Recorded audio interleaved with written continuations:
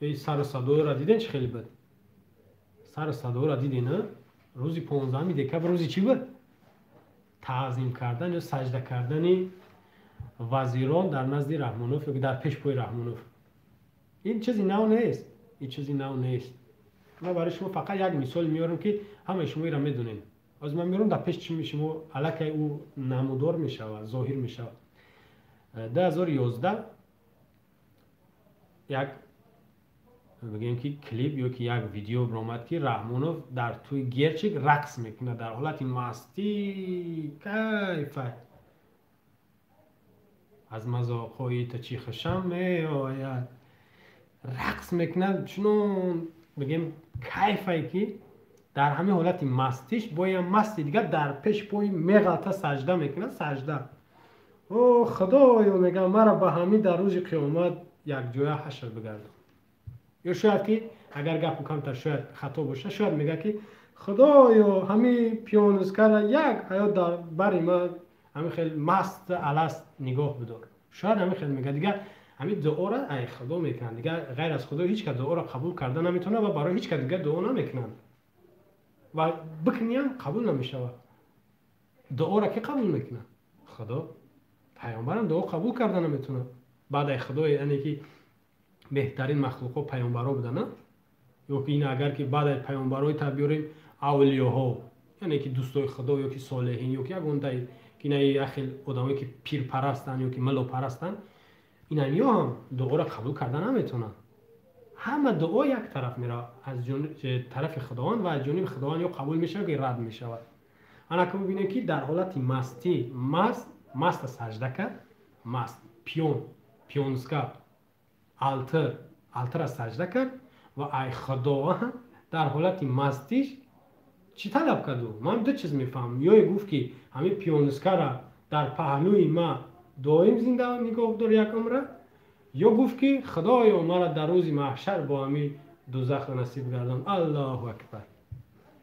دیدین نه؟ ندیدینش؟ بدرین یک بار بنویسین توی رحمانوف یا که نمیدونم دیسکو تانسای هم خیلی بنویسین میبره در حالت مستی سجدش کردن. و بغیر از این نگاه کنیم بغیر از این من چندین بار خصوصا من مثال بیارم که کسایی که در صفحه فیسبوکی اگر من را تماشا کردگی باشن من زیادتر هم خیلی چیزا را من چی میکنم میپرتم در صفحه هم نشر میکنم کودکان کو او بیچاره نمیدونن که پدرش کیه و چند سال داره میرن میدونن کودکایی که مایده کو کودک در پیش پای رحمانوف سجده میکردن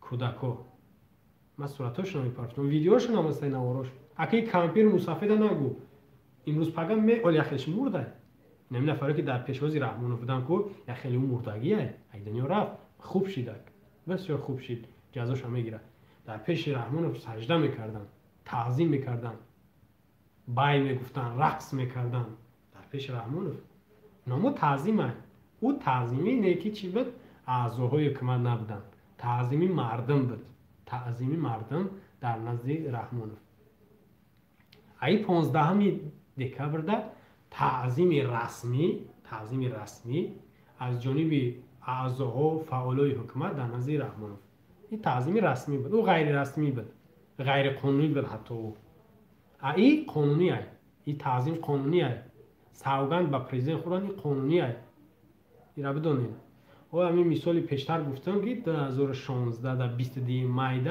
وقتی رفراندوم گذراندن 3 ماه پیش رفراندوم گذراندن در رفراندومشون گفتن که سرقانون تغییر الهه ها میاره یاد داشته باشین 100 روز 100 تا نوار حرکت سیاسی گروه 24 جانب شما بود مردم نوار کرده بود که رفراندوم قبول نداریم سرقانون باید عوض نشه تغییر نیاده یکی این پونکتش همین بود اعضای حکومت مجلس ملی مجلس نمایندگان وکیلا با رحمانوف باید قسم بخورن یکی پونکتش نمی بود برای همین شما امروز چی نشین دیگه یعنی که غمگین یا که حیران نشین که برای چی ای با پرزیدنت قسم خوردن یا پیشکی قانون برآوردن امروز قبولش کردن و امروز عملیش کردن انا که یک چیز دیگر نکنه برآوردن مردم در نزد رحمانوف سجده کنه قانونی نیست این غیر قانونیه اگر قانونی ببرانش شما میرین سجده میکنید، کدامید سجده نکنید جزاد میتن با جوابگاری میکشند. را بدونین هیچ امکان نداری، هیچ راه نداری، یا چپش میکنی یا که میره عبادتش میکنی، اطاعتش میکنی. رحمان فر میدونین که سجده درست نیست، چی وزیر باشه، چی پرزیدنت، چی پیامبر، سجدهش درست نیست. حتی نگاه که رحمان از سال 92 68 سال 68 ساله 28 سال این همی اگر 28 سال آب نمی آب ایکو بخشش می آب بخورم نمی آب در 28 سالی سر قدرت داشت اگر یک بکل آب نمیخورد، یک بکل آب، برای چی؟ میگفت که من یک بکل آب نمیخورم، بگذار من بمبرم اما مردم ما آب بخورم. در 28 سال در خونه‌اش کو شم قطعی زندگی میکرد. در 28 سال میگفت که مردم باید همه برق داشته باشه، ما به برق باشم، اول باید مردم داشته باشه. در 28 سال در شکمش باید نمیخورد، اگر نمیخورد میگفت که مردم بخوره ما مونگش بمبرم، نمیخواد. اگر این کار نداره اگر همین کار 28 سال میکرد کو 28 سال میکرد باز هم این حق نداشت که اگر نمیمورد، یعنی 28 سال او نمیخورد، نان نمیخورد، نمیدونم یگان حتی نفس نمیکشید، این کار امکان داره. در قدرت الله هیچ شک نیست. اصحاب کهف شنیدگی؟ اصحاب کهف 310 سال، حتی میگن 309 سال، بعضی مفسرین 309 سال خواب رفتن خستن، هیچ دیگرگون شید در وجود هیچ دیگرگون نشید. یعنی که امکان داره قدرت خدا، هیچ شک نیست.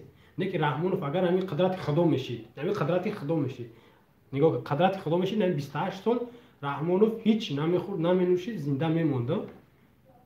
باز هم ما حق نداشتیم که یکی وزیرو به دوام بران در پیش پشت سجده کنن، این حق نداشتن. گفتم تکرارن که اگر نمیخورد نمینوشید تمام در پیش پای مردم پای ما و شما را مچک میکرد. بگیم که ای عدالت، بگیم که انصاف داری زیاد شد، تمام در خدمت مردم می بود، بازم حق سجده را نداره. نه رحمانوف با میگم که نه یگون پیامبر، نه یگون وزیر، نه یگون اولیو دیگر نفرای چی منصب دار چی بی منصب، هیچ که حق سجده را نداره. شما بدونید که در اینجا سجده میکنید، با کی سجده میکنید را باید بدونید. من از سجده کردن یا هیچ نگران نشدم.